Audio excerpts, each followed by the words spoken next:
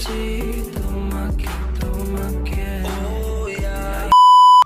আলাইকুম এভরিওয়ান, কি অবস্থা সবার, কেমন আছেন সবাই? আশা করি সবাই অনেক বেশি ভালো আছেন। আলহামদুলিল্লাহ, আপনাদের দোয়া আমি অনেক ভালো আছি। আজকে যাব হচ্ছে আমি রিয়াদ থেকে 100 কিলোমিটার দূরে অফিসের কাজে। অফিসের কাজটা মূলত হলো যে লাইসেন্সের।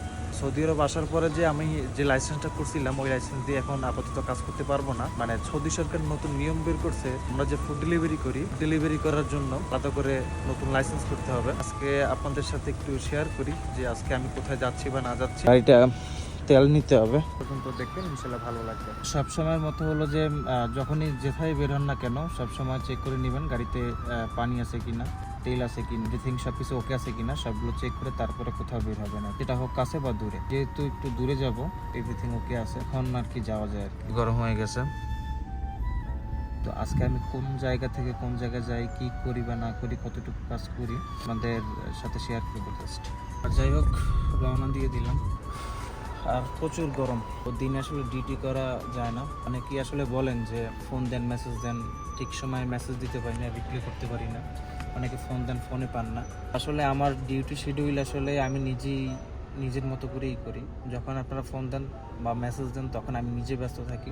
রিস্ক নিয়ে লাভ নেই, সবসময় সতর্ক থাকা ভালো। আর এইভাবে হাতে ফোন নিয়ে ভিডিও করার আসলে নিয়ম নাই। তারপরে যতটুকু পারি আপনাদের সাথে একটু শেয়ার করবো। এখন রাস্তা ফাঁকা আছে, দেখি তাড়াতাড়ি করে যেতে পারি কিনা। একটু তাড়াতাড়ি করে যেতে হবে। আসার পরে আবার ইনশাল্লাহ আবার ডিউটি করতে বের হতে হবে 1-2 ঘন্টা রেস্ট নেওয়ার পর। মেইন রোডে মাত্র বের হইলাম।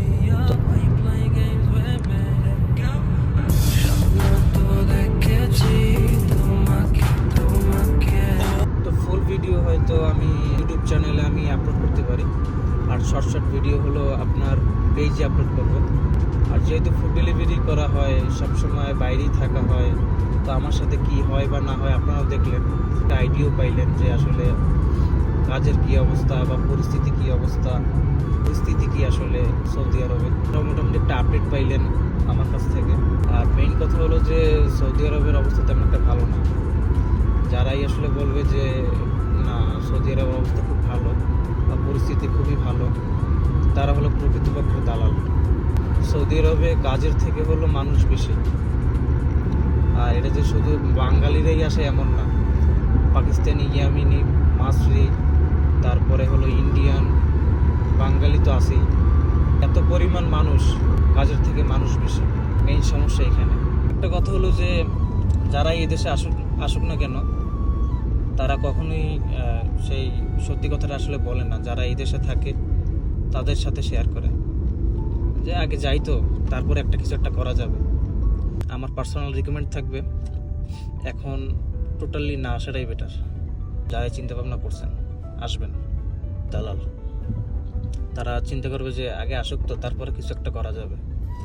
1 ঘন্টা 6 মিনিট সময় লাগবে, একটু সেভে যেতে হবে আর কি। এক হলো প্রচুর গাড়ি, আর হইলো আপনার প্রচুর রোদ। এলে দেখেন অবস্থা। আর এই দেশে হলো যে আপনার রিক্সা, ভ্যান, অটো এগুলো তো আর নাই, সবই কার। তো দেখা গেছে আপনার জ্যাম থাকলেও বেশি একটু টাইম লাগে না। তো যাই হোক, যেতে থাকি। আবার যে ফোনটা দিয়ে ভিডিও করি, এই ফোনটায় আবার চার্জ নাই, চার্জে বসাইলাম মাত্র। তো এখন আসছে হইলো চেকপোস্টে। তো চেকপোস্ট পার হইয়া তারপরে হইলো যাইতে হবে।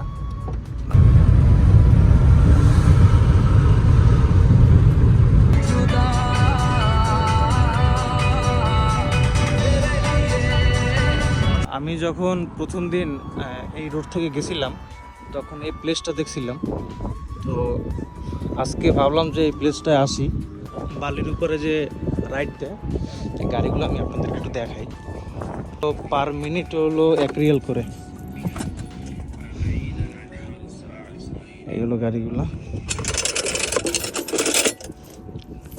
তো এই হলো রাইড দিতেছে, একটু দেখাই।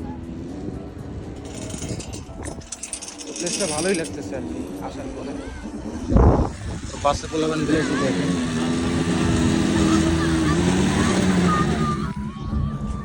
সব জাররো পোলাবেন।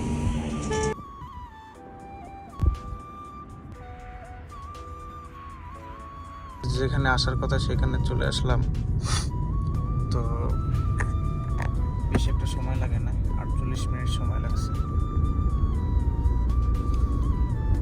এভারেজে মনে করেন 1 ঘন্টা। এই গাড়িটা পার্কিং করে তারপরে যে কাজের জন্য আসছি সেই কাজে যাই, তাড়াতাড়ি করে তারপরে আবার ব্যাক করতে হবে ইনশাআল্লাহ। ততক্ষণ পর্যন্ত সবাই আমার সাথেই থাকুন। পার্কিং করতেছে, পার্কিং সাইট।